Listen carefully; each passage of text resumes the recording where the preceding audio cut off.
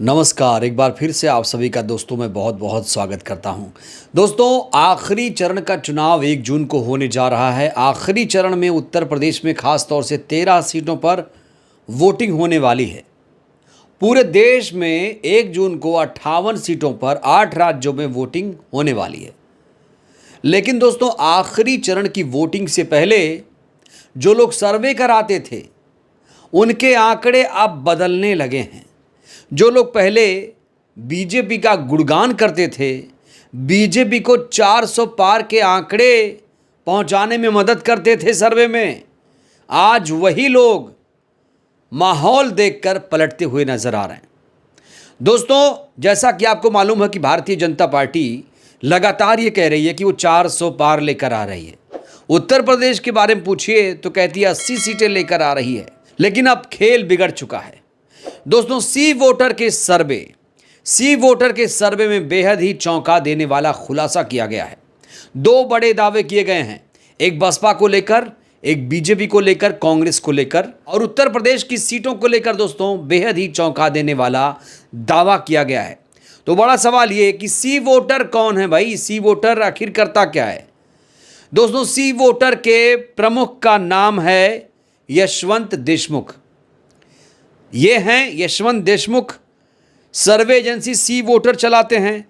कई पार्टियां इनकी एजेंसी की सेवाएं लेती हैं। वैसे इनके 90% सर्वे में हमेशा भारतीय जनता पार्टी जीतती है। चुनाव जब शुरू हुआ तो ये भी बीजेपी को गला फाड़ फाड़ कर बहुमत दे रहे थे। लेकिन दोस्तों, अब ये पलट गए हैं और कह रहे हैं कि चुनाव फंस गया है। दोस्तों, बिना देर किए मैं आपको इनका ये वीडियो दिखाना चाहता हूं, जिसमें सी वोटर के प्रमुख यशवंत देशमुख ये कहते हुए नजर आ रहे हैं कि उत्तर प्रदेश में चुनाव फंस गया है, उत्तर प्रदेश में भारतीय जनता पार्टी फंस गई है। देखिए दोस्तों, किस तरीके का दावा किया जा रहा है यशवंत देशमुख के द्वारा।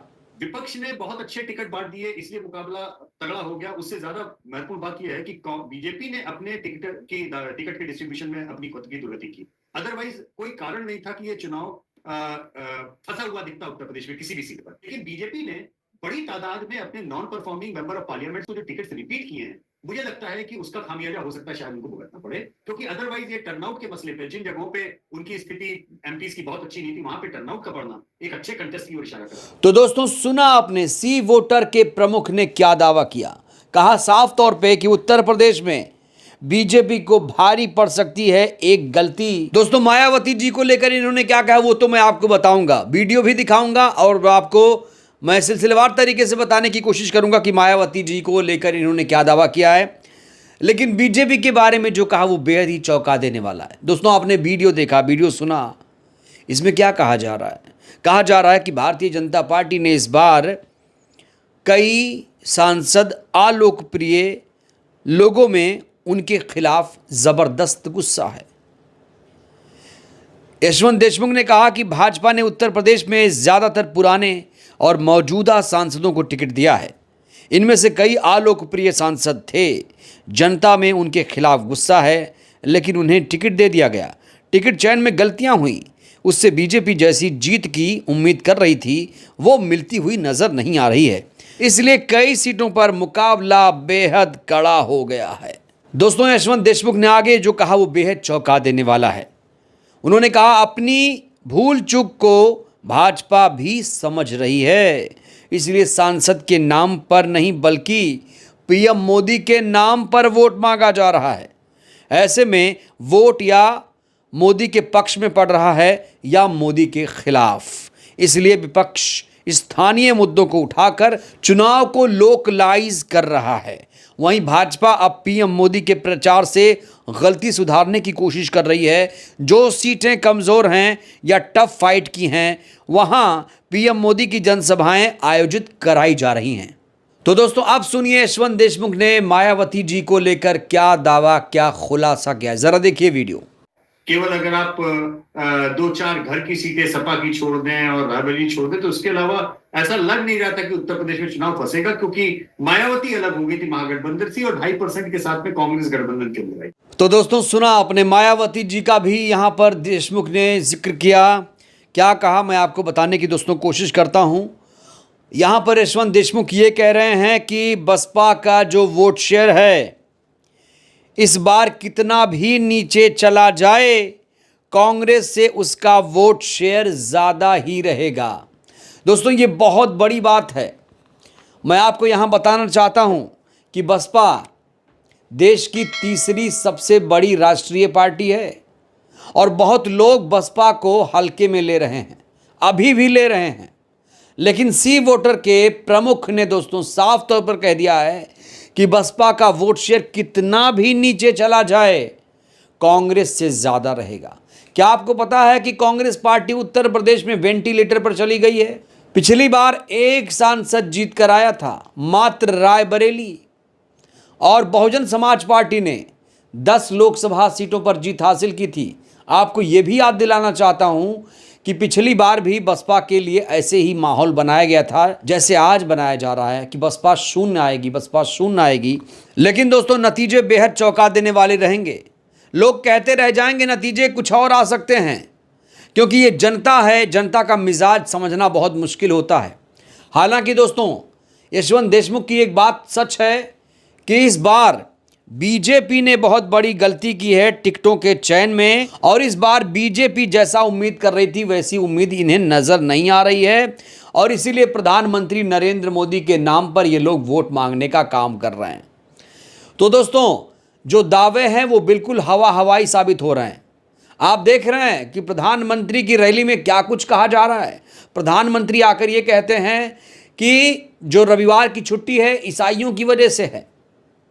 अब यहाँ पर संडे, रविवार, मटन, मछली, मुसलमान, मंदिर, मस्जिद, मंगलसूत्र, दोस्तों यही सब चल रहा है।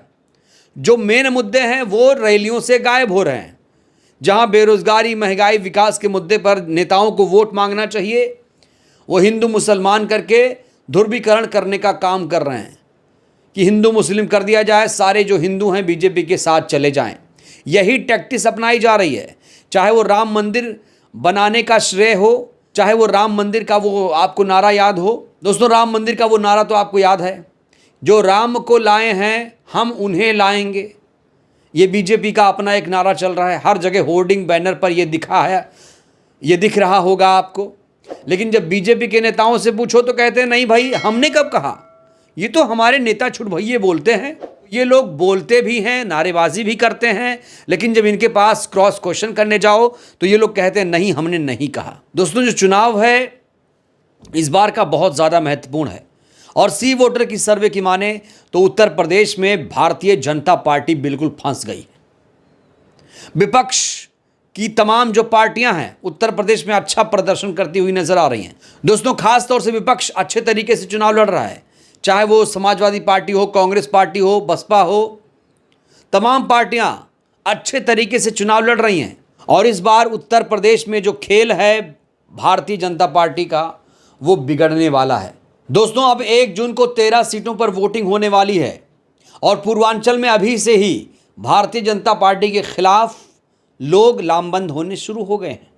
पूर्वांचल में कई सारी सीटें हैं जहां पर बीजेपी का खेल खराब हो सकता है, जैसे घोसी है, गाजीपुर है, बलिया है। दोस्तों यहां पर भारतीय जनता पार्टी का जो खेल है वो खराब हो चुका है। तो दोस्तों सी वोटर का प्रमुख भी अब कहीं ना कहीं भांप चुका है कि इस बार बीजेपी सरकार रिपीट नहीं होगी, क्योंकि उत्तर प्रदेश में अगर चुनाव फंस गया, बीजेपी फंसी है, तो देश के बारे में वो छोड़ दे कि देश की गद्दी पर वो बैठ पाएगी। दोस्तों इस बार देश की गद्दी पर कोई नया प्रधानमंत्री होगा, ये मैं आप पर छोड़ना चाहता हूं। 2024 में मोदी नहीं तो कौन, ये प्रतिक्रिया इस पर आप दीजिए, अपनी राय आप लोग दीजिए। अगला प्रधानमंत्री कौन होगा, आपकी चॉइस का होगा या कोई और होगा? आप किसे बनाना चाहते हैं दोस्तों? अपनी प्रतिक्रिया आप लोग जरूर दीजिए। बहुत बहुत धन्यवाद, शुक्रिया।